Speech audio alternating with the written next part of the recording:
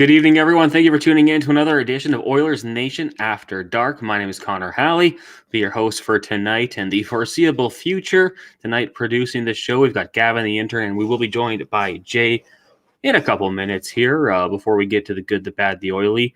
Big quick shout out to everyone on the YouTube and Facebook chats. Thank you guys for hopping on tonight. Make sure you hit that like button. That's always appreciated. If you're watching on Twitter, we see you out there as well. Make sure you hit the retweet. Let's pass that along. And like we said, we'll have Jay joining us in a couple minutes here to recap the Oilers' big 7-4 victory over the Vegas Golden Knights, a night where Ryan Nugent-Hopkins, 5 points. He's up to 96 points now on the season. The guy just will not stop scoring goals and putting up the assists. Fun to see. Evander Kane, what can you say? Goal 300 of his NHL career. He was an absolute animal out there, throwing the body, taking shots, doing all that he could to make an impact. Connor McDavid, Leon Draisaitl doing their thing. Leon Draisaitl is one of the nicest assists we're going to see this season, but I feel like I say that all the time. In the chat right now, we got a lot of people going on here. Genesis Rogan says, hey Rogan, how you doing? Thanks for hopping on tonight. We've got Rusty Predineski, Joey the Backup Optimist. Did I say Genesis already? Rusty the Reckless Optimist, Ewan, Lance, Brad, everyone, thank you guys for hopping on Facebook as well. Let's get right into the conversation because tonight was a lot of fun for the Edmonton Oilers. And, you just look at where they are now in the standings. 1 point back of the LA Kings, 3 points back of the Vegas Golden Knights. They could make a run here. There was a point where we didn't think that the Edmonton Oilers had a shot at tracking down first place in the Pacific, but now it is well within their sights. The last 2 games against Vegas, a possible 3 out of 4 points. And then in their last 3 games, 5 out of 6 points. So the Edmonton Oilers, we can question parts of their game defensively and even strength. There's been some flaws, but offensively, for the time being, they're outscoring those problems, and it's been a lot of fun to see. So lots to get to. Load up the chat. Make sure you hit that like button. Chime in on everything we get to here tonight. Yeah, Dustin Case is only 19 likes. Let's pump up the stream, lads. Yeah, let's hit that like button. Let's bump up those numbers just a little bit. And, hey, tell your friends, if you want to let people know we do this after every Oilers game on YouTube, Facebook, and Twitter, we can get that going. Let's get to the good, the bad, the oily. And we'll be joined by Jay, like I mentioned, momentarily here. The good, the bad, the oily brought to you by Cornerstone Insurance.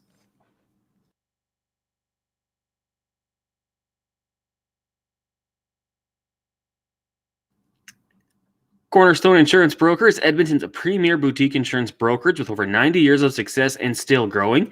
Visit cornerstoneins.ca/nation to get an online tenant or condo insurance quote in just a few minutes and use discount code NATION for an exclusive rate. Find out why Cornerstone Insurance Brokers is ranked amongst the best in Alberta. We've got Jay in here now along with me. I think we're going to hop him in. Jay, good evening. How you doing? Sorry for being late. My daughter, right at the end of the game, was so excited. She woke up and needed a quick feed. So can't blame her. I was pretty excited. I think as looking at the chat right now, pretty excited.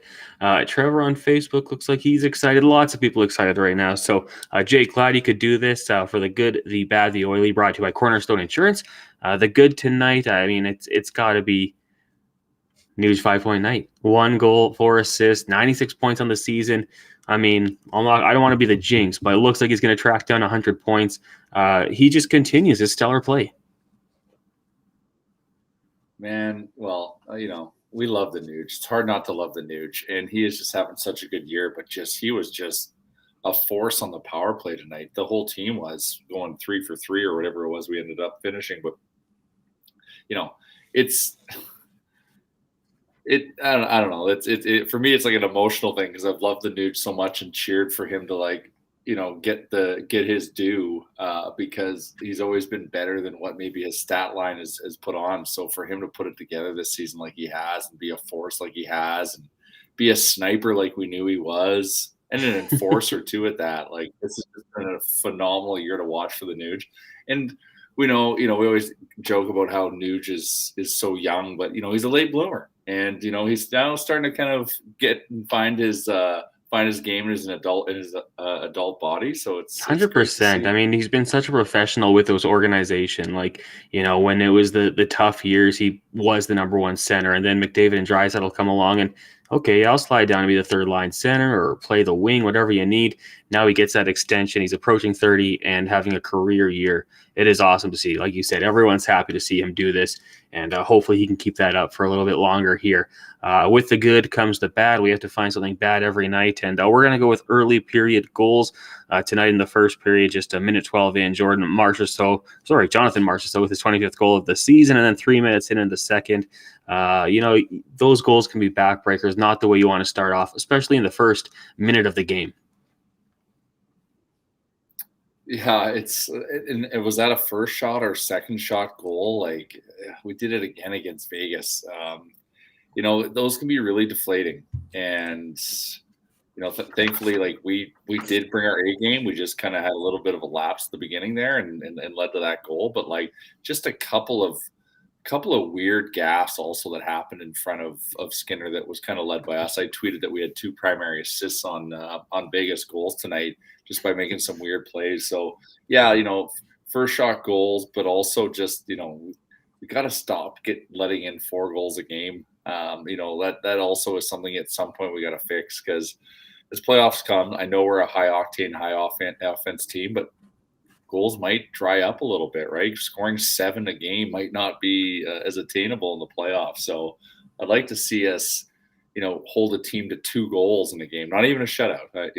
I know our boy Gavin is dying to see a shutout and counting it down, and it's like 200, or it's probably 300 and some days now, or whatever it is. And Gavin, correct me when you jump on where we're at, but just a modest 2 goals. It'd be nice to see if we can hold a team to that here once in a while. So that to me is still kind of the bad. But yeah, that early starting, letting teams in it, because we give them momentum early. But it's what's so weird is we bounce back, like especially Vegas, or like 7 seconds later again. So, but we got to stop it. Yeah, you talked about the last game against Vegas on Saturday. Eichel was a minute 1 in. Hyman responded 2 minutes, 27 seconds later. On Monday, it was Michelli 3:50 in, and then the Oilers score Zach Hyman 50 seconds later. And then tonight, Marchessault a minute 12 in, Bouchard a minute 49 into the game. So 37 seconds later. I said 7 seconds. I don't know why I felt it was quick. I mean, the power play operating at like elite efficiency, but we'll get to that later on here on Oilers Nation After Dark. We get to the Oily now, and today the Oily offense. It's something the Oilers needed because, like you say, they are giving up 4 goals a game, and that's probably not a formula for winning long term, but offensively, they're just having players contribute, and like Nuge and Darnell Nurse ties his career high in points. Evander Kane gets his 300th career of the season. Brett Kulak with, I don't know, one hell of a shot, like going out of the penalty box. Like this offense is nice to see, especially if you're on Betway and betting the over. I know we've been kind of critical this year of Nurse, and obviously Ekholm's kind of coming and calming him down, but like, he's been quietly putting together a pretty decent season on the stat sheet. So, that's good to see as we get in the playoffs. But, I sit here and kind of, whinge a bit about having less goals against, but like 7-4 games are entertaining. I'd be asleep right now if that game wasn't 7-4. It's funny. And just Darnell Nurse, so ties the career high. His career high was actually 10 goals, 31 assists. That's what he's at right now. So, likely going to set a career high with that, and really good to see. Jay, what do you think about Evander Kane tonight? Like I mentioned, he got his 300th career goal, but he was hitting everything that moved, getting a ton of shots. He got a little bit of criticism the last couple of post-game shows here, but tonight will kind of look like that old Evander Kane.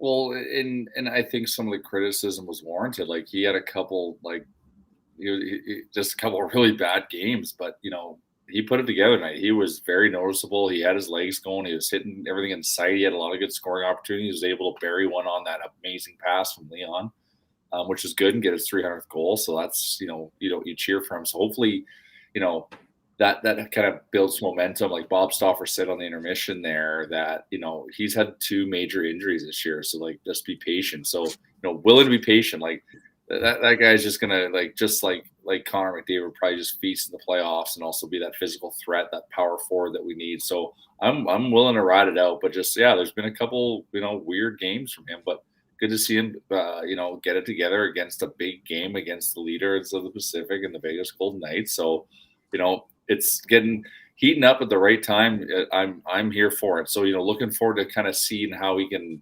translate this and build some momentum into the game against LA on Thursday. Like, that's a pretty big test for us, especially as we're trying to climb up the standings. Because now, 2 days ago, we're like, well, maybe it's just about finishing third and having, LA take over Vegas. But like now all of a sudden, 2 days later, it's like, shit, like we're in it again. So, we'll need a big game from guys like Kane to beat LA on Thursday. So super exciting and reassuring to see. Robert on Facebook says Nugent's huge defense will tighten up once the playoffs come. It'll be a tighter game then.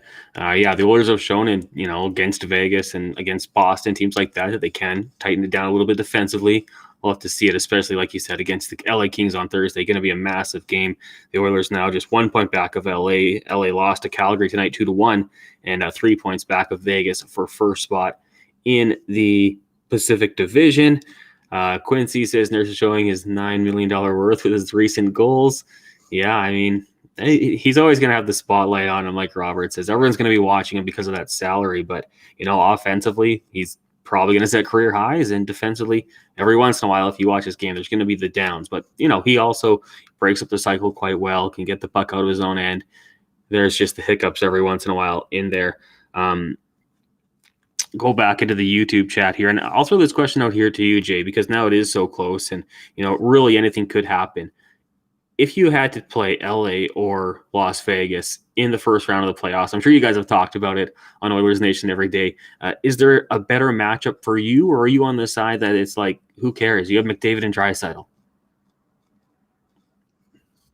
Well, I think it's a bit of both. Like, who cares? We have McDavid and Draisaitl, and for sure that's always a factor. But it's at some point, we'll have to likely clash with LA, but.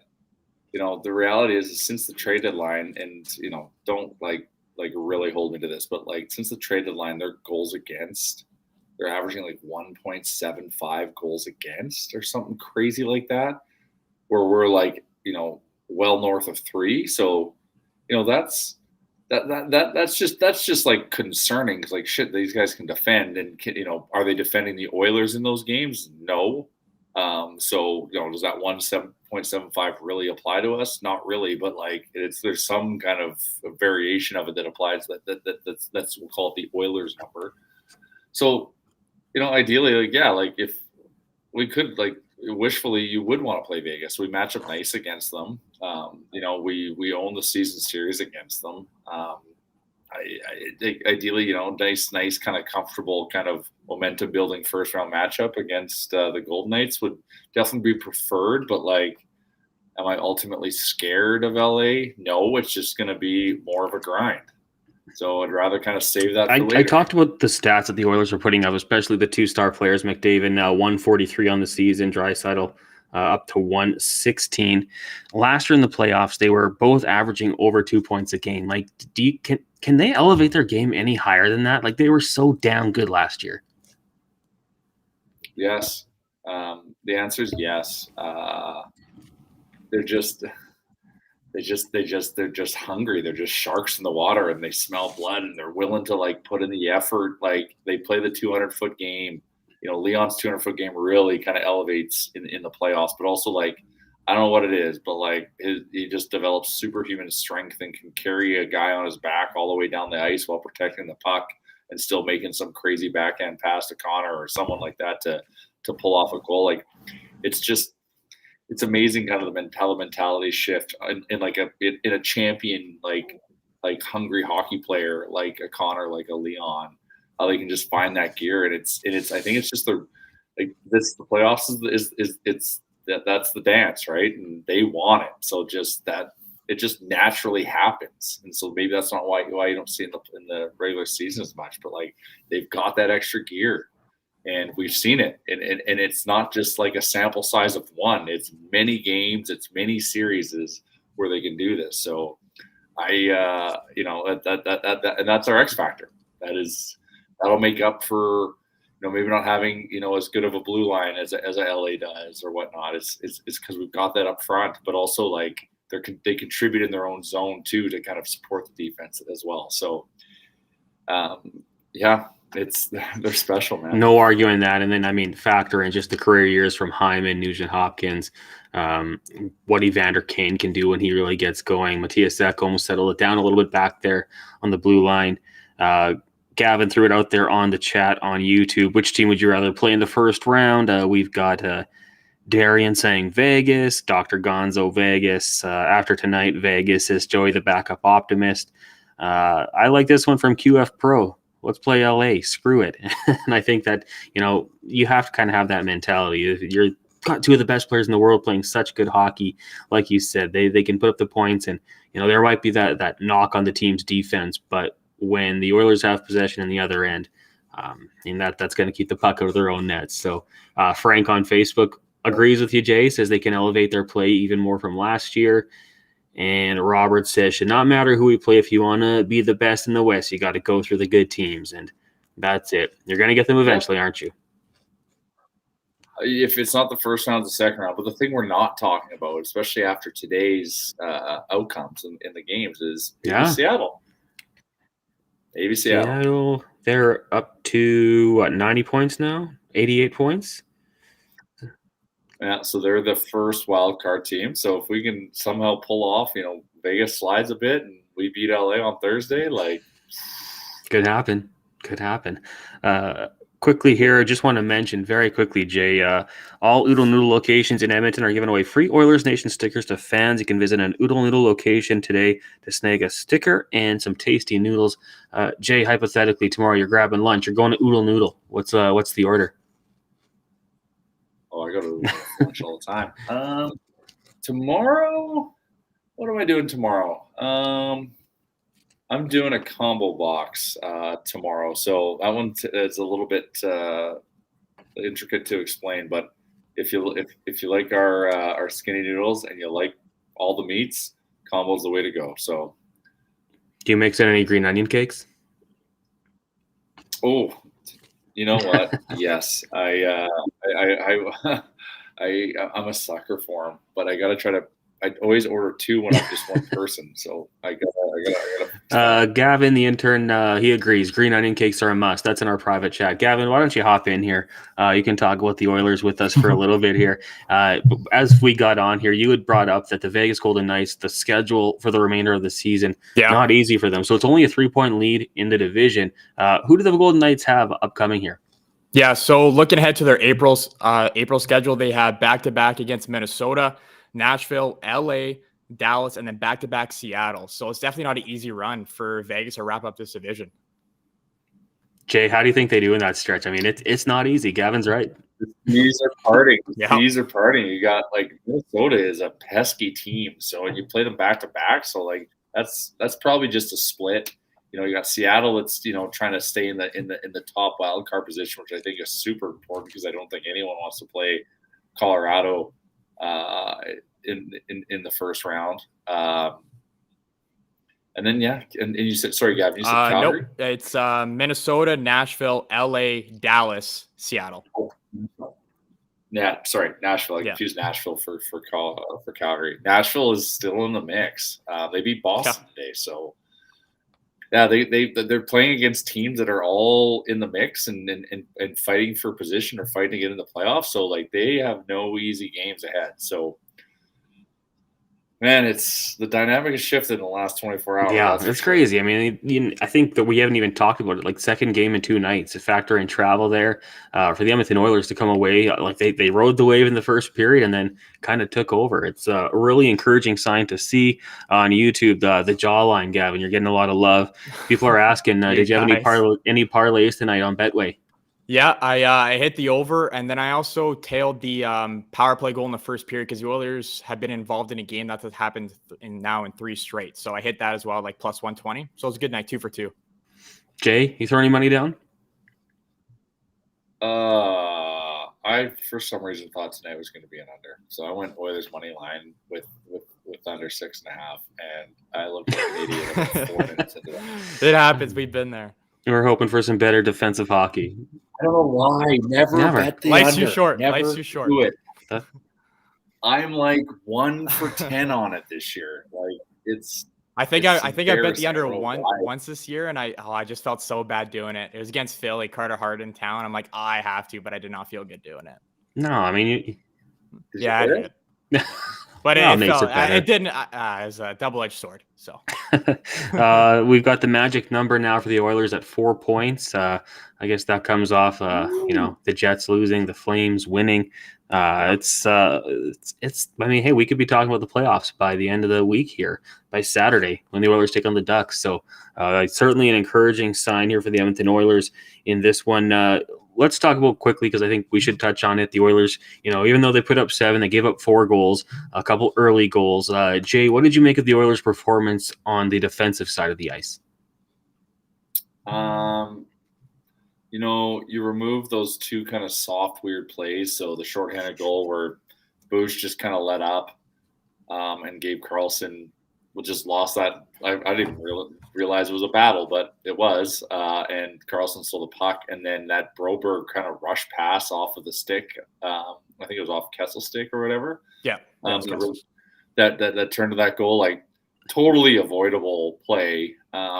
So you remove those, then it's 2 goals against. Then then it's not that bad. Like obviously in the third period, that goal, like Oilers are just they're on autopilot, so they're just trying to get the game over with because it was wrapped up already. So like that goal, you don't really kind of look into it too much. So I guess you can't be too critical of defense, because I said there's a couple gaffes, but aside from that pretty solid play, they just capitalized on those gaffes. So still it's 4 goals against, and got to figure out that solve. But we can. I love finding caveats, and we could put a lot of caveats on there that the Oilers played defensively okay.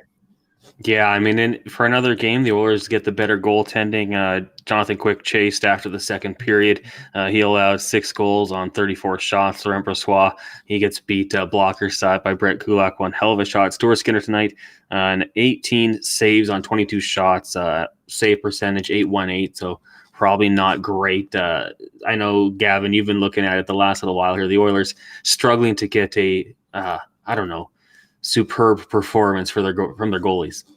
Yeah, but the thing is too, like, we're still winning hockey games, right? And we're scoring 7 goals, like especially tonight. So it's really overshadowing everything too, right? Like, yeah, and like Jay mentioned too, some of our defensive play you can kind of pick apart, but at the same time, our offense is on all cylinders right now, and we're still winning hockey games. We're 8-1-1 now in our last 10. So just keep at it, man.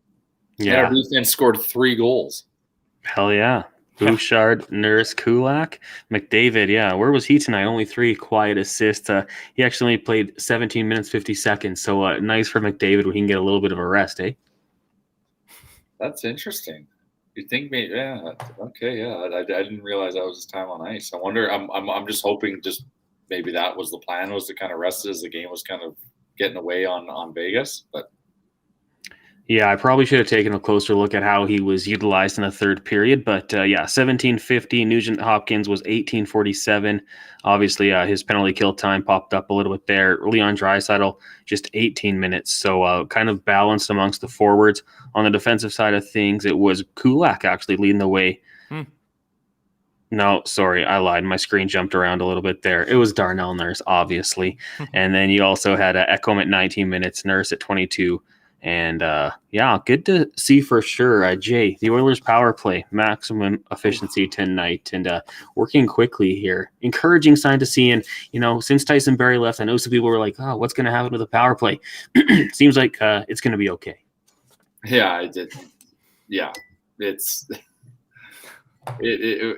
was unbelievable to watch today. They were just like making crazy passes, and just clicking. It was it was good. It was good. Yeah, Bouchard is slotting in good. He's now, the big thing with Bouch is now he's getting pucks on net, and that is the big difference. So that Nuge goal against Arizona happens because Bouchard gets a puck through on net.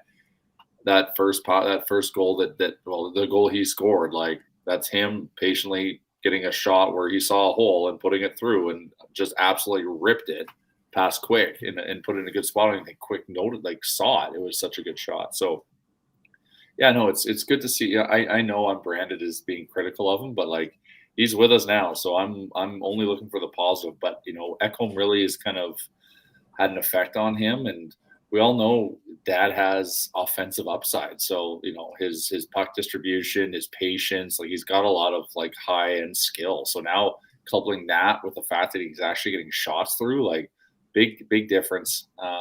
And we're seeing it. And anytime you got 97, 29, 93, and one of 18 or 91 in front of the net, like passing the puck to those guys, isn't rocket science in the sense of like knowing you should do it. And then they're just going to do something crazy to make a goal happen. So, happy to see him slot in really nice and have us not even take a step back, actually probably take a step slightly forward. I think we're, especially after tonight, I think we moved the needle a bit on our power play percentage. So happy to see how Bush is doing, their quarterback in the power play. Frank on Facebook says, just referring to the big three getting the rest, he says, yeah, final 10 minutes, Costin's minute went up. Costin got to 12.5. That's the most he's played in a game since February 7th. So good for Clem Costin to get a few more opportunities. Hopefully he can pick up some momentum and get going, because he could play a big role in the playoffs if he can get back to the form we saw a couple months ago. Out here on the chat, we've got some people thinking that potentially McDavid waiting for the home game to get 61. That could be it. That would be number 300 on the career for him. Darian says Bush has his confidence again. Lance says hashtag dad is the answer. And we've got percentage-wise, it's even better with Bouchard from shred before dead. So, yeah, I mean, it was a great night tonight. And I don't know. I know Bouchard was criticized here, there, kind of wherever you get your Oilers content from. But yeah, I think it was just a matter of time before he started to figure it out and get that confidence going up against. Desiree says the power play was a masterclass tonight, and Bruce says Costin is underrated. Yeah, well, I don't know. Maybe it's appropriately rated. I mean, the bottom six depth that we have right now with this team, pretty impressive. I mean, I feel like whenever we find out which player's coming out, there's a complaint about it because people like that player. So good problems, AJ. Yeah, it's like we've been wanting to have this problem for a long time. So it is good to see. But, you do have to give Costin props. He does show like flashes of brilliance. And I know he like had some injury and some illness, and that kind of slowed him down during that lull. That I guess he's still technically on it because he hasn't scored a goal in a while. But he's getting his chances, and he's creating his chances, his opportunities. So like. And he's a physical force. There was a play where, I can't remember who it was. If it was White Cloud, it was one of the defensemen trying to take a run at, I think it was McDavid or Dry, and Costin came in like the guy had the puck behind the net, and he went and ran him and gave him a good hit. Like Costin also brings those elements to the table, his physicality and just willingness to compete. But like he does, like when he's going, like. He's a first-round draft pick, so he's got some strong like pedigree of skill, and he kind of shows those flashes of brilliance here and there in like his limited minutes, where he creates a unique opportunity like once a game now it seems to, and either just missing the net or hitting the post, but like it's gonna come for him. So Costin for me is a guy that if he can stay consistent like that, like we're gonna want him in our playoff lineup for sure.